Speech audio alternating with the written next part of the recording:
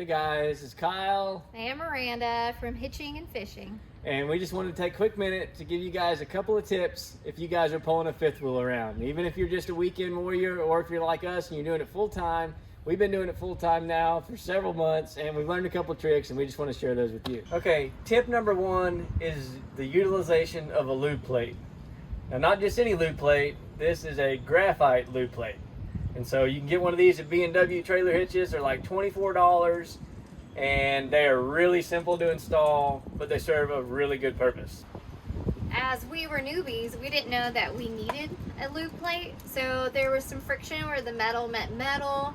It kind of rubbed the paint off and now it's rusted a little bit. So definitely recommend getting one of these as soon as you get your fifth wheel. For sure. Now Miranda's going to show you how easy it is to install it. You know, we took off our old one that we already kind of beat up pretty good, and this is our new one. So let's put it on there. Brace yourself, it's really difficult.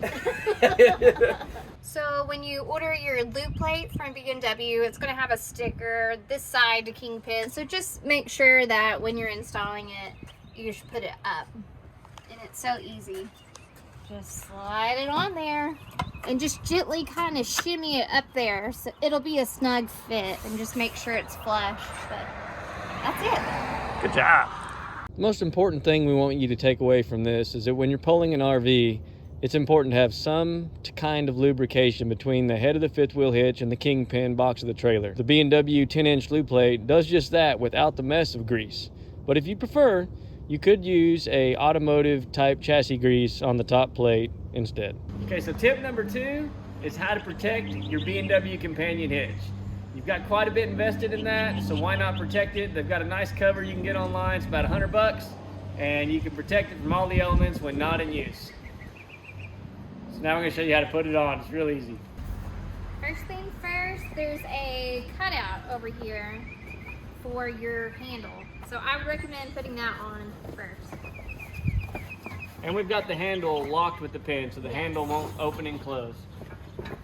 And then you literally just tuck it around the corners and you try to slide it up underneath there. So depending on how it was installed, you may have more room to tuck it up underneath there than others. And you do the same thing on the back.